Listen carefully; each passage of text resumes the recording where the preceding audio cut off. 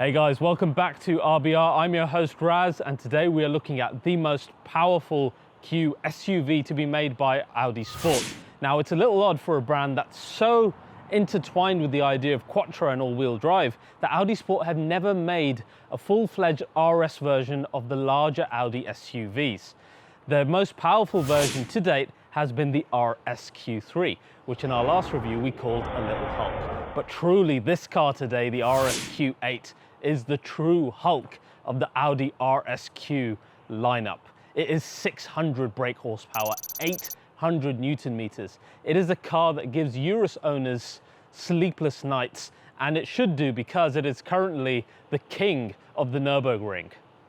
But for the rest of us, it's a car that kind of confuses us as to why it exists. It's a niche within a niche within yet another niche, especially considering how good the RS Q3 is, and of course the Audi RS flagship, in my opinion, the RS6 estate. So let's see today what makes this RS Q8 tick, and can it justify its existence in an already epic Audi Sport lineup. Let's begin.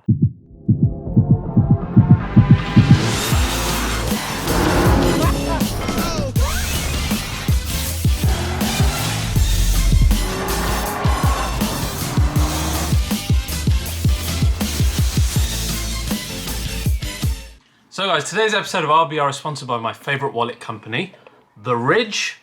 Why are they my favorites? Because like you guys, I love carbon fiber, and they make simply the best carbon fiber wallets that I've ever seen. Look at that, matches exactly your car.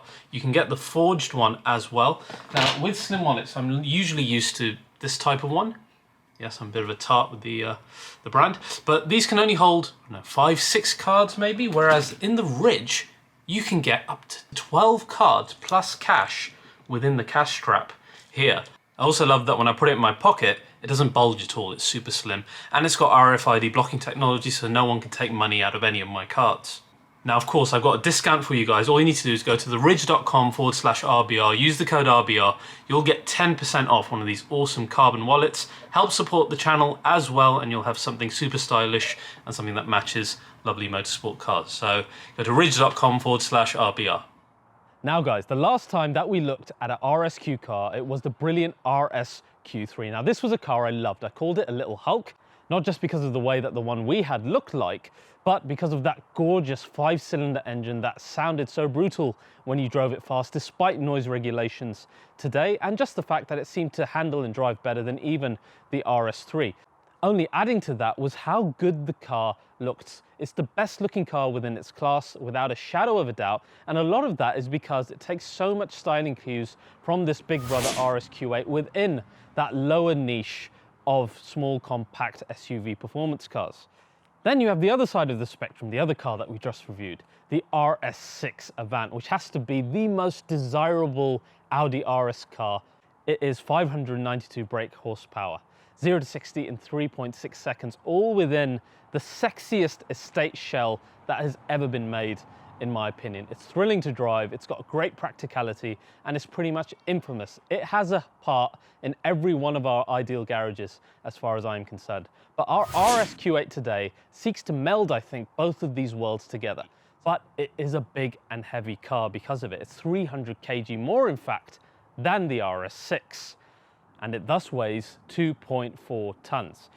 It's odd to me that Audi Sport refer to it as the spearhead of their RS range when it looks much more like a giant mallet. So we have to see, how does this car differentiate itself from the standard Q8? What magic have Audi Sport done in order to firstly achieve that incredible Nürburgring goal, but to justify its existence as well within the Audi RS lineup? The first thing, and the most important thing, has to be the engine. Now, while this engine is used so much within other VAR Group companies, the Audi application is different, as is the Porsche one, as is the Lamborghini one. They never feel to me like the same engine. The only thing they share is a really good response time. So it is, of course, the V8 twin-turbo engine with the Hot V setup that you see right there, and it has similar application, I guess, to what you'd see in the M cars and the AMG cars in that sense. But in this car, this produces 600 brake horsepower, 800 Newton meters of torque, and a blistering 3.8 seconds in this huge, huge car. The standard split is 40/60, then the power goes to this Quattro Sport differential in the rear, which regulates how much power each wheel gets based on torque vectoring, etc. Pretty standard stuff for a performance SUV these days. Then we have the suspension, which is rather quite good in this. The car has a 48-volt mild hybrid system anyway, and this helps with the 5-link front and rear suspension that we have in this car. For example, we've got active roll stabilization, which is going to help manage the weight of this car massively and help with the dynamics as well. We also have the largest wheels to go on a performance SUV, which are 23 inches. They look incredible, and you'd think that they would ruin the ride, but they really don't. The suspension is just that clever. Hiding behind those, we've got the Audi Sport ceramic brake system. Again, looks fantastic, but most importantly, helps stop this huge and heavy beast right when you need it to. Next, we must come on to design, because I really feel that this is the best looking in class. There's a lot of cars that I like within this class. I'm a fan of coupe SUVs, as some of you know, but most of them I only like from certain angles, whereas the RSQ8 I think I like from every single angle. The front is ridiculously aggressive with that huge honeycomb grille, especially completely blacked out, though I don't like the fact that the Audi rings have been blacked out. That is a no-no for me. It looks like a cheap tuner thing to do. And then when the car is coming up behind you, you really don't know what it is, because so many cars have lights like these now and big grills. I want to see the rings. So owners out there, please chrome your rings if you can. I think that would be great. Anyway, I digress. You've got an absolutely amazing looking front end. It is super, super aggressive. It's a little bit wider than the standard Q8 at about ½ an inch, thanks to the RS specific elements. And of course the lower diffuser, more aggressive, the honeycomb grille, the black trims versus the standard Q8. You can see it's got that aggression. It's also got those typical slats that you'd see like in R8 and all the other RS cars. Again, then I like the side as well, because it's all body colored. You've got nice strong arches. You've got those glorious 23-inch wheels and the ceramics hiding behind it, and lots of sculpture on the side that helps reduce kind of the weight of the car. But when you look at the side profile, it's much more hatchback rather than coupe, as you'd find in, say, X6 GLE, Cayenne Coupe, etc., which gives this a bit of a unique look. And when you kind of take photos or look at it in the B-roll, I'm sure, it kind of looks like a hatchback, kind of like the RSQ3, which is weird, but I like it because it sets this car a little bit apart, and indeed to the Urus as well. And then you look at the rear, again, really aggressive, the typical Audi lower diffuser with the round ovals. Yes, I know the pipes are fake. I don't care, because they look really, really cool. The lights, again, with the gorgeous animation that they display within them when you're unlocking them and locking them. In fact, same on the front. Real aggression there, the nice black trim within the middle, and then you've got the spoiler on the top of the boot lid as well. Every single angle of this car just looking great. So as far as I'm concerned, this is the class leader on looks. Audi have knocked it out of the park with the exterior design. Some people have said very similar to SQ8. I just think that's a load of bollocks. To me, it's got every bit of the RS DNA that you would expect on it. Yes, the body in white is very similar, but it's got it where it counts. Now, we spoke about rivals, both external and internal. Let's look at some of those rivals right now. Let's first start with the external ones. First, we have the Cayenne Coupe series in its entirety. Now, much are shared between the two cars, but I can tell you as a spoiler straight away, two very different drives. The Audi undoubtedly more powerful, the Porsche, in my opinion, much more dynamic. And when you look at the overall look at them, the Audi that much more aggressive, as you would expect of a full-fledged RS car. The Cayenne Coupe is shorter, is lighter, it does feel it as well. Then you've got something a lot more similar, the GLE 63S Coupe. I feel like just not as well designed. It's really great in the front, but a bit bulbous on the side to me, but it's up on power. 635 bhp if you include the hybrid assistance that this car gets, and a very similar 0 to 60. So we haven't driven this yet. It will be interesting to see. Again, this car shorter, a little bit lighter as well than our Q8. And finally, the Urus. Now this is up on power, 640 brake horsepower, 850 Newton meters, slightly quicker 0 to 60. It's shorter in height, it's longer in length, but so much is shared with the RSQ8. The engine, so much of the interior that you saw in our Urus review. I'll recap some of that when we go inside this car. Now, when I think of Urus versus RSQ8, it really reminds me of Huracan versus R8. I think the same things are going through people's minds. The guys who go for the Lambos, they want the badge, the prestige, the exotic nature to stand out. Maybe they're overcompensating for something, I don't know. And then you've got the guys who go for the Audi, who are saving probably 50 grand on either car in their pockets, getting something not as exotic, but just as capable. Why the hell not? It's the Nürburgring King at the moment, 7 minutes and 42 seconds. How the hell did Audi do that in this 2.4 ton thing? I have no idea. I love the livery that they used. Should have been an addition on this car. Then we have the internal Audi Sport rivals.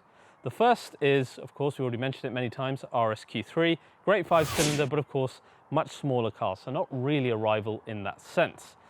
The more important one has to be the RS6, which practicality-wise is pretty damn close to this.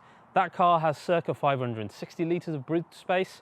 Our RSQ8 has just 600, so it's not a huge amount more. Interior space, I'd wager that you have as much in the RS6. And dynamism, well, we know that the RS6 is probably going to be a lot more dynamic than this car. And then the power, very, very similar. 592 in the RS6 and a quicker 0 to 60. It's going to be a tough one for the RSQ8 to justify. But we also know if someone wants an SUV, you can never convince them otherwise. Now, let's check out the inside. Let's check out the exhaust sound of the Sport exhaust system that we have installed. And finally, take it out on the road and see how does it fare against Urus and all the other rivals that we've spoken about. Can the RSQ8 justify its existence? So, as you'd expect of any modern Audi, the inside of the RSQ8 is built like a tank. The build quality is simply fantastic. You've hardly got any gaps, there's hardly any squeaks or rattles. There's liberal use of Nappa leather, Alcantara, really nice stitching, there's hardly any gaps anywhere, and everything's finished in a way that will really make the competition nervous. It's really quite well done. There's hardly anything that creaks or rattles. The only thing maybe is the center console. And the overall fit and finish reminds me of the type of build quality you'd see in something like Porsche. So immediately, this is a great start. Now, the first thing that everybody starts off with a modern Audi has to be the multimedia system, which of course is the 2 screens. We've covered this before, so I'm not going to tread old ground too much on it. But when it's all off, it looks fantastic because it's just all black and you can't see anything else. It's very minimalistic, hardly any buttons. And then when you turn the system on, then the touchscreens come to life. But they are only touchscreen. There's no other way of interacting with these, say with knobs on the steering wheel like Mercedes have, or some kind of touchpad or iDrive system like BMW has down below. You have to press on the screen to operate it. And that's a win for some people and a loss for some. Me personally, I do not like touching things on the screen while driving because I feel it simply distracts you. You have got haptic feedback, so it tells you when you're touching stuff, but eventually you end up with screens with all fingerprints everywhere, though Audi will provide you with a cleaning cloth for touch displays. Still, I don't really find it that safe. And I found myself defaulting to Apple CarPlay, which then takes over the top of the screen. You can still access your Audi bits on the right-hand side navigation menu, but it allowed me to then use Siri voice assistant and not really mess around too much with the system while driving. You'll note just under there, we've got the drive select unit, we've got traction control off, etc. So that is one way of changing your drive mode, and the other way is on the steering wheel itself, where you'll see the RS mode button. Now, this is much like when you have the M buttons in your modern BMW M cars. You have 2 modes that you can set for RS, RS1 and RS2.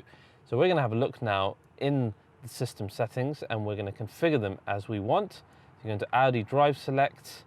So I'm going to configure the drive system to dynamic, suspension dynamic, steering balance, engine sound pronounced of course, and the Quattro on balanced as well. And if we go into RS2, we're going to put everything on dynamic so we have full attack power. Speaking of the steering wheel, it's lovely. It's really, really thin. It's probably the thinnest one that you're going to find in a German manufacturer these days. It's trimmed in Alcantara here in the RSQ8, and it's been a joy to really use, to be honest. Though it does look very familiar, and that's because you get the exact same one in the Lamborghini Urus, bar the changed airbag unit in the middle. You also get the exact same screen. You also get the exact same touch screens. I want to show you what those look like. Now, the Audi customer doesn't really give a shit, to be honest, but again, if you're a Lamborghini one, this is all very similar, including the typical Audi sounds that you get when you're coming in and out of the car and all the warning sounds. But as I said, not really relevant to the Audi customer, but it is just funny. One thing I've loved about the car is all of the lighting used both outside and in, particularly with reference to the ambient lighting, which you can change to various different shades. And then this Quattro logo here also changes color, which looks absolutely brilliant at nighttime. And then when you open the doors of the car, both front and rear, you get Audi Sport welcome lights as well, which also looks super. One design feature I quite like that you won't see in any other car is this large vent area at the top.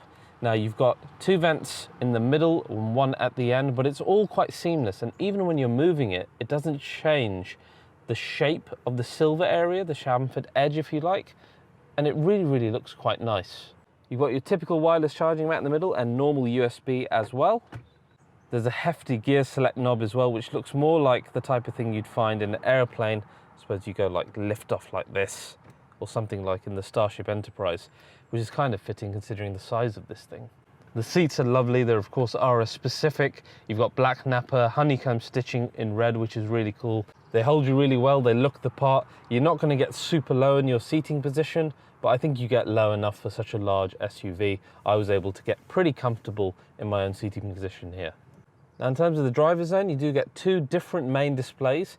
One is your typical circular dials, and then the other one is RS specific, and you can only change them through the settings menu. So I'll show you what the other one looks like now, and you can set the car to go into this immediately if you're in RS mode, for example. And again, you can press the view button and change the information that you see on there.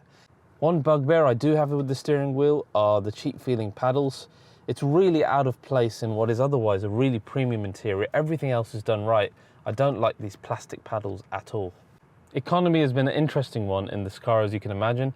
Single digits for me around town. I did try a longer journey, as you can see here. The best I could do was kind of creeping towards the 20s. So this is something that you have to expect of a large, heavy 600 brake horsepower SUV. It's not really Greta Thunberg's first choice. In terms of rear room, there is tons and tons of it. You get your own climate control, you get rear window blinds, which is really, really nice. That coupled with how good the ride of the RS Q8 is, it was a real joy for everyone to sit in.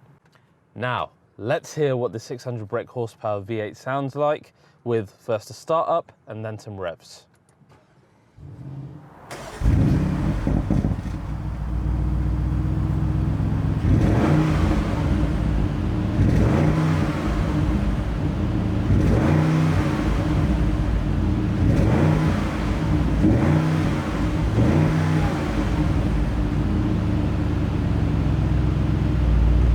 So really nice and characterful startup, but hardly any emotion coming out of the revs. Again, rev limiter at 4,000, as with most modern cars due to regulations.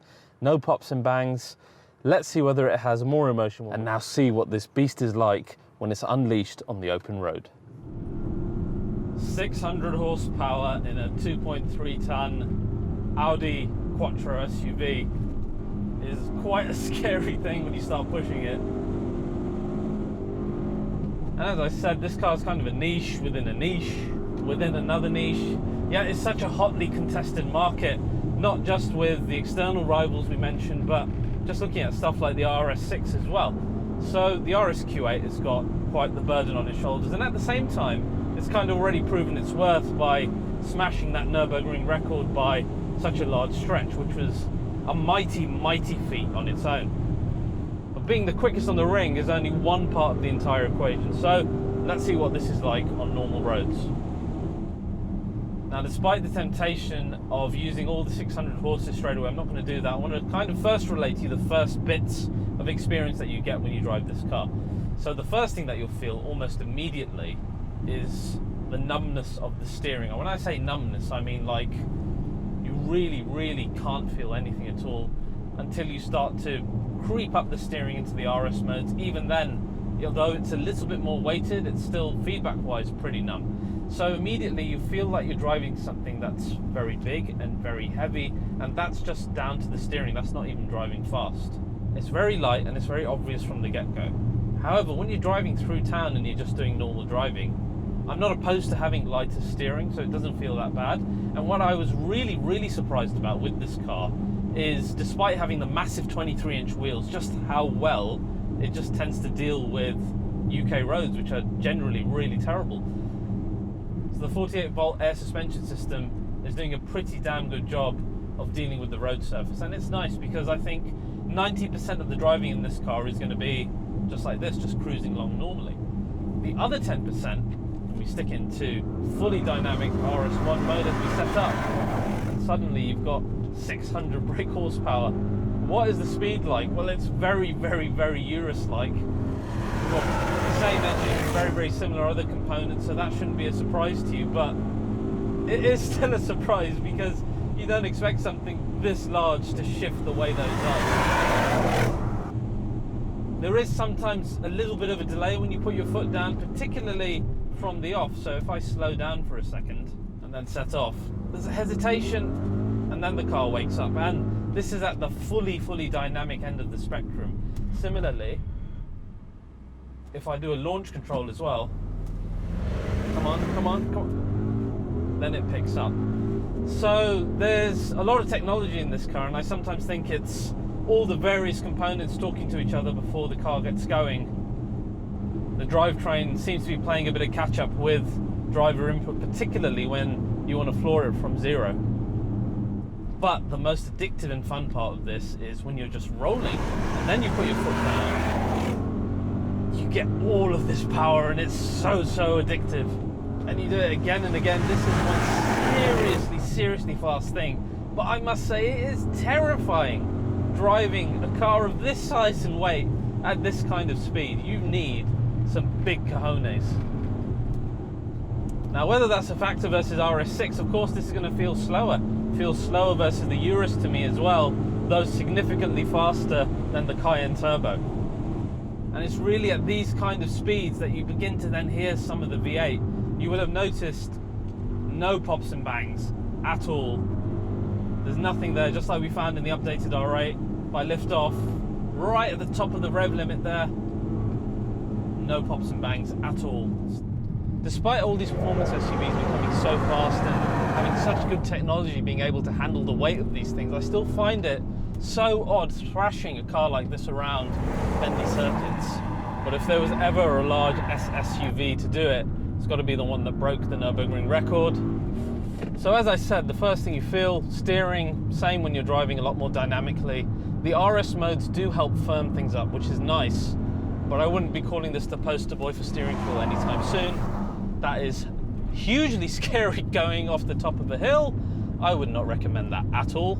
Though to be fair, I said the same thing on the Urus, so essentially very similar to that in terms of its handling capability. You feel the rear wheel steer as you do in the Urus as well, which undoubtedly helps a car like this. And I promise you, no matter how many times you put your foot down, at whatever stage in the corner, you will get grip and traction, because this car has an unlimited supply of it, literally. It grips and it grips and it grips and it grips, and then it turns really quite decently into the corner. And it grips some more. I mean, that is ridiculous. That is scary and ridiculous. And I do feel you get into a kind of a groove of it in terms of the handling and the way that the body doesn't roll or does roll. And I do feel you get into a hang of it in the little body roll that you do get, which is nice. You start to understand how the rear wheel steering feels as well. You begin to understand the limits of traction and when the car begins to understeer, which of course it does, given the weight of it. Prime example, way wider than I'd normally be in that corner. But I promise you, it feels every bit as weighty as it genuinely is. A lot of that is the steering, a lot of it is just the weight, no matter how much technology you pump into this. And a lot of this car's driving experience is the technology managing the weight of the car, and you just kind of sit back and marvel at what it's doing after you put your foot down. And I suspect we're all in for that with EVs as well, with much heavier cars doing many clever things on the underneath, but we're almost a passenger to the rest of the experience. I think I have two bugbears with this car, and they come from it being related to both the Urus and cars like the Cayenne GTS that we drove. First thing is the sound of the V8. Now the Urus sounds way better. You get all the pops and bangs. It's genuinely got a bit of Lamborghini in it, and of course Lamborghini apparently don't really stick to the whole noise regulation thing as much as everybody else, so that car sounds way better. But Porsche do stick to it all, and the Cayenne GTS and turbo just sound way better than this car does. So I'd love to know why Audi have removed all of the pops and bangs out of these cars. It seems to be a really strange decision, given when you have a top tier V8 or V10, they need to differentiate themselves orally a little bit, particularly when the other cars in the VAR group are doing it. The next thing is just how much of the weight of this car I feel. I feel every single bit of it. And I can tell you that because when I drove even the Urus, it felt lighter. When I drove the Cayenne GTS, like I said in that review, it felt like I was driving a GLC. This one, it just really feels heavy. But as I said, it's proved itself on the ring, and you get into a certain flow, it is just as dynamic. I just think the feedback and the way that it kind of understeers makes you think otherwise. The great thing about the RS8, you've got more tech and luxury inside it than the Cayenne has. You've got as much as you'll find in the Urus, which is essentially become a twin of this car, just 50 grand more. And I think versus all of those cars, you've got a car that probably looks the best in class. As I said, there's no one angle of this car that I don't think is really good looking. And with these super fast SSUVs that are coupe or hatchback shaped, that's half the battle. It's all about the way the thing looks. Personally, I would never take this car over the RS6, but why would that surprise you? I'm a car journo. But any petrol who's ever had a conversation with their other half about what car they want to get, and the topic of SUVs come up, you cannot convince someone who wants an SUV to go for an estate because they just want it. And in that regard, the RSQ8 is the spearhead for Audi. I'd love to see what an SQ8 is versus this, because I think because you haven't got the extra sound of the V8 and so much of the underpinnings are the same. If there are any SQ8 owners, I want to hear from you in the comments. What is that car like versus what you've heard about this one? Because without the extra sound of the V8, I can't really see that much more that you're getting in this car experience-wise. Yes, the looks are definitely full Audi Sport, but is it enough? Comment down below, I want to hear from you guys. It's immensely fun to drive fast, it's a great daily, and I've had some real fun in it. So guys, if you enjoyed this, please do like, subscribe, hit the bell icon. I'm gonna rock it off into the distance. See you next time.